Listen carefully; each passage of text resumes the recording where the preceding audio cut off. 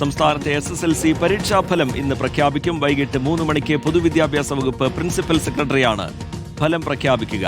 പുതിയ മന്ത്രിസഭ ചുമതലയേൽക്കാത്തതിനാൽ വകുപ്പ് മന്ത്രി പരീക്ഷാഫലം പ്രഖ്യാപിക്കില്ല എന്ന പ്രത്യേകതയും ഇത്തവണയുണ്ട്.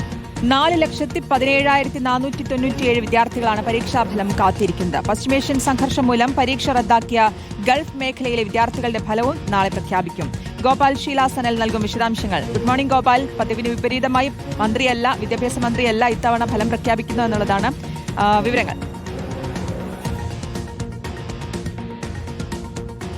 Good morning Rejith. ശ്രുതി സൂചിപ്പിച്ചതുപോലെ തന്നെ ഇത്തവണ വിദ്യാഭ്യാസ മന്ത്രിയുടെ നേതൃത്വത്തിലുള്ള ഒരു ഫലപ്രഖ്യാപനമായിരിക്കില്ല SSLCയുടേത് ഉണ്ടാവുക. ഉച്ചയ്ക്ക് പൊതുവിദ്യാഭ്യാസ വകുപ്പ് പ്രിൻസിപ്പൽ സെക്രട്ടറിയുടെ അധിക ചുമതല വഹിക്കുന്ന ഉന്നത വിദ്യാഭ്യാസ വകുപ്പ് സെക്രട്ടറി ആയിട്ടുള്ള ശർമ്മള മേരി ജോസഫ് IAS ആയിരിക്കും ഈ SSLC ഫലപ്രഖ്യാപനത്തിന്റെ ചടങ്ങിന് നേതൃത്വം നൽകുക. പൊതുവിദ്യാഭ്യാസ ഡയറക്ടർ N ഉമേഷ് IASഉം ഈ ഫലപ്രഖ്യാപനം നടത്തുന്ന വാർത്താ സമ്മേളനത്തിൽ ഉണ്ടാകും.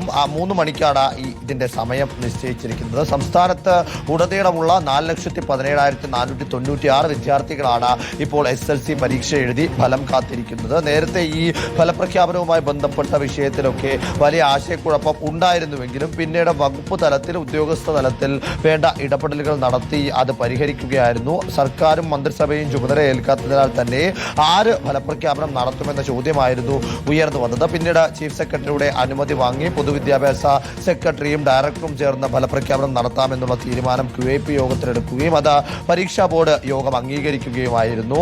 ഉച്ചയ്ക്ക് 3 മണിക്ക് ഔദ്യോഗിക ഫലപ്രഖ്യാപനം വന്നതിന് ശേഷം 3:30 മുതൽ വിവിധ വെബ്സൈറ്റുകൾ പൊതുവിദ്യാഭ്യാസ വകുപ്പിന്റെ സൈറ്റിലും കൈറ്റ് വിക്ടേഴ്സിന്റെ ആപ്പിലും മറ്റ് സൈറ്റുകളിലും വഴി ഇതിന്റെ ഫലം പൊതുജനങ്ങൾക്കും വിദ്യാർത്ഥികൾക്കും ലഭ്യമാകും. പശ്ചിമേഷ്യൻ സംഘർഷം മൂലം പരീക്ഷ എഴുതാൻ സാധിക്കാതെ പുറത്തു വരികയാണ്. ഈ വാർത്തയുടെ വിശദാംശങ്ങൾ ഗോപാൽ ശീലാസനിൽ പങ്കുവയ്ക്കുകയായിരുന്നു. വളരെ